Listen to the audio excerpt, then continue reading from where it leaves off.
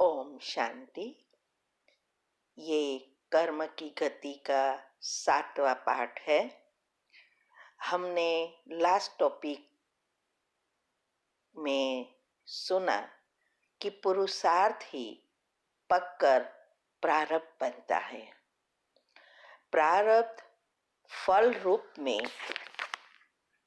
इस जन्म में सुख प्रदान करता है और पुरुषार्थ नई सृष्टि को माना भविष्य सृष्टि को रचता है, अर्थात भविष्य बनाता है, नया भाग्य बनाता है। हमने अपने कर्मों से ही सुख या दुख भोगते हैं। ये भी सुना कि कैसे हम किसी के भी संस्कार परिवर्तन कर सकते हैं।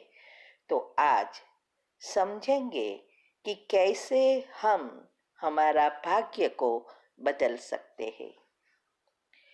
जब खराब फल आता है तो हम क्यों दुखी होते हैं? क्योंकि हम फल को देखते हैं, कर्मों पर ध्यान नहीं देते। तो फल आ रहा है, बदल नहीं सकते।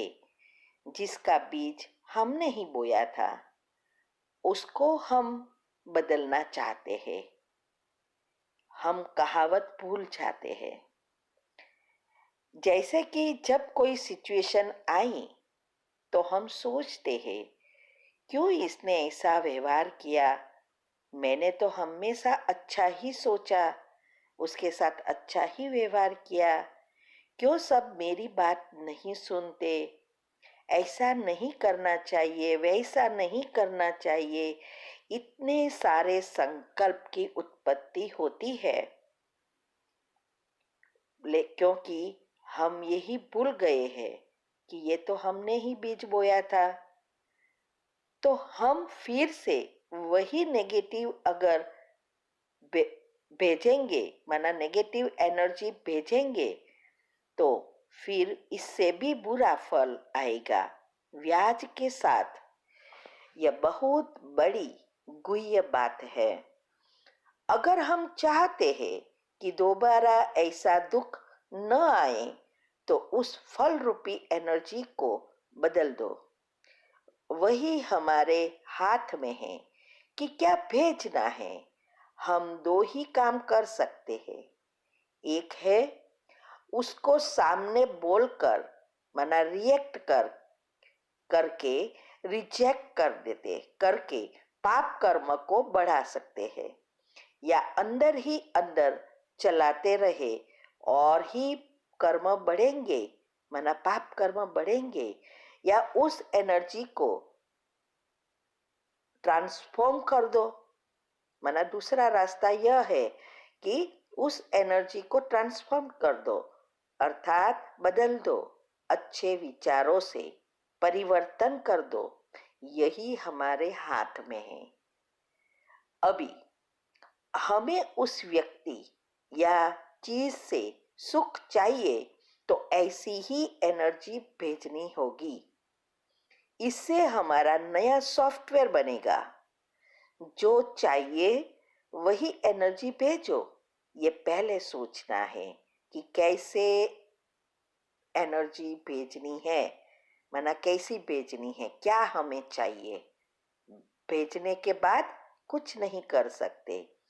इस कर्म की गति में 3 काम साथ चल रहा है। एक है पुराना आ रहा है,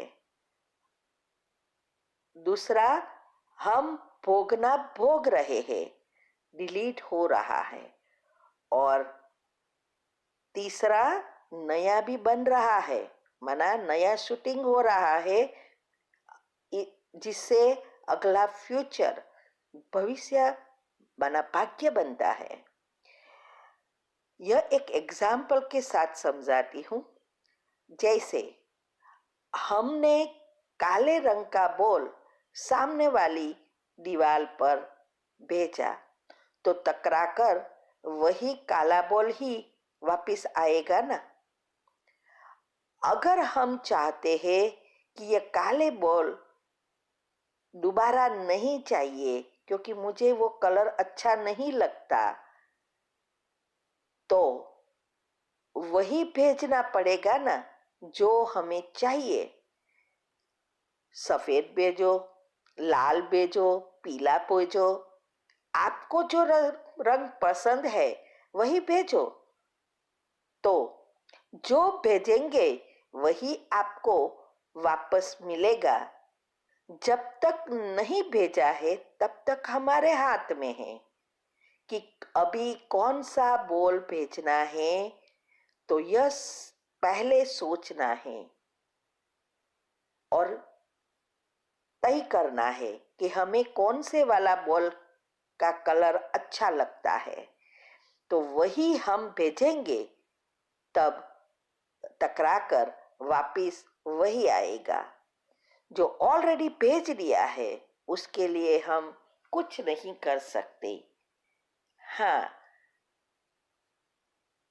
कर्म के हिसाब से जब कोई भी कर्म की भोगना आती है तो हम भगवान के साथ कनेक्ट कर शक्ति लेकर संचित कर्मों को भस्म कर सकते हैं।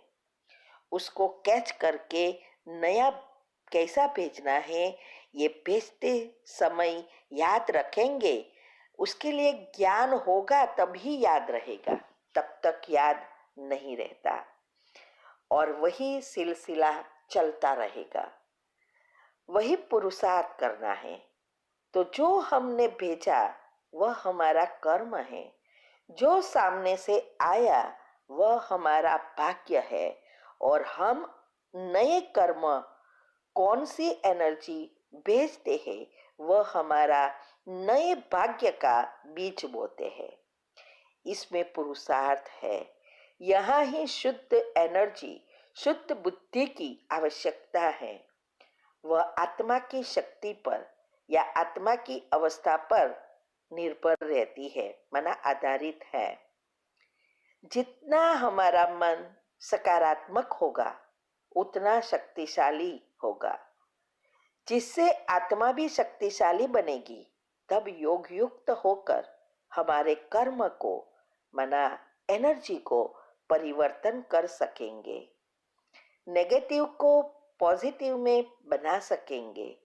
तो हमें जो भाग्य चाहिए वही एनर्जी भेजना है, वही रंग का बॉल भेजना है। इसीलिए हमेशा याद रखो, जो एनर्जी भेजी वह है कर्म, जो सामने से आया वह है भाग्य, और जो हमें भाग्य भविष्य में चाहिए उसके लिए एनर्जी भेजना है वह है बीज। यही तो पुरुषार्थ करना है। वह इसके लिए ही ज्ञान, माना दिव्य ज्ञान की आवश्यकता है, जिससे बुद्धि दिव्य बनती जाती है और ये सब पॉसिबल होता है। इसीलिए गीता में भी कहा है, कर्म करने में तुम स्वतंत्र हो लेकिन फल भोगने में परतंत्र हो। अर्थात फल भोगना नहीं अच्छा लगता या फल नहीं चाहिए, फिर भी फरजात भोगना ही पड़ता है। इसमें कोई आनाकानी या छटकबारी नहीं चलती। इस भगवान की कोर्ट में कोई लाच रिश्वत या वकील नहीं है जो हम उसमें से छूट सके। इस दुनिया की कोर्ट में भले छूट जाए, लेकिन भगवान की दरबार से, उनकी कोर्ट में से कोई छूट नहीं सकता।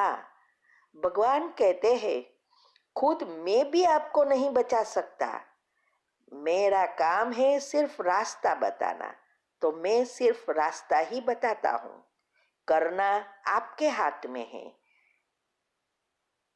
इसके लिए ही बुद्धि दी है।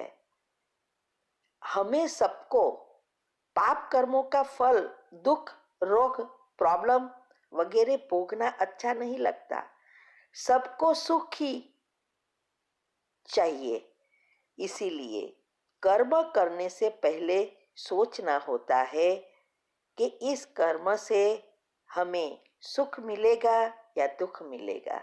और कर्म को अगर बदलना है तो हमारे संकल्पों को बदलना पड़ेगा। जो सारा दिन चलता ही रहता है, उस संकल्पों को जितना आप पॉजिटिव बनाएंगे उतना वो धीरे होते जाएगा, मन शांत होता जाएगा और आपको जो चाहिए वही सोच सकेंगे। तब ये सब पॉसिबल होगा, क्योंकि कर्म का बीज ही है संकल्प। जैसे मैं एक एग्जाम्पल देती हूँ कि कोई हमें भोजन पर इनवाइट करते हैं, डिनर पर हम उसके घर जाते हैं। हमें जो भोजन या वानगी अच्छी लगती है ऐसी ही वैरायटीज बनाई है और वह आग्रह करके बड़े भाव से हमें भोजन पिरसते हैं, सब खिलाते हैं और हमारा पेट भी फुल हो जाता है, ओवर ईटिंग हो जाता है। तो जो रात को या वापिस घर जाने के बाद पेट अपसेट हो जाता है, पेट में दर्द होता है या बीमार होते हैं, तो इसमें किसका दोष कहेंगे? खिलाने वाले का या खाने वाले का? खिलाने वाले ने तो बड़े भाव से हमें खिलाया, लेकिन हमें पता था कि हमारे शरीर के लिए कितना भोजन चाहिए, कैसा भोजन चाहिए, क्या हमें हमारे शरीर के लिए माफिक आता है, क्या हमें प्रॉब्लम देता है, ये सब बातें हम ही जानते हैं। वह तो भाव से खिलाएगा। तो अभी बीमार हुए तो उसमें हमारा ही दोष है ना, क्योंकि हमने ध्यान नहीं रखा। ये ध्यान कब रखना है? खाने से पहले। बाद में रखेंगे तो क्या होगा? हा? वही प्रॉब्लम भोगना ही पड़ेगा। ऐसे ही भगवान को तो सबको सुख देना है, इसीलिए स्वर्ग भी बनाया कि सब सुख भोगेंगे। लेकिन हमने ही उस पर ध्यान नहीं रखा कि यह कर्म करेंगे तो हमें दुख मिलेगा। तो हमने ही यह दुख क्रिएट किया ना। तो अभी सुख में परिवर्तन करने के लिए भी हमें ही मेहनत करनी पड़ेगी। भगवान को कुछ नहीं करना पड़ता, वह तो सिर्फ सिखाते हैं, रास्ता बताते हैं कि ऐसे ऐसे करो तो फिर से आपको सुख मिलेगा। तो इसके लिए जो हमारे अंदर अज्ञानता भरी है उसको निकालना पड़ेगा, अंधश्रद्धा को निकालना पड़ेगा और जीवन में ज्ञान रूपी प्रकाश को आने देना पड़ेगा।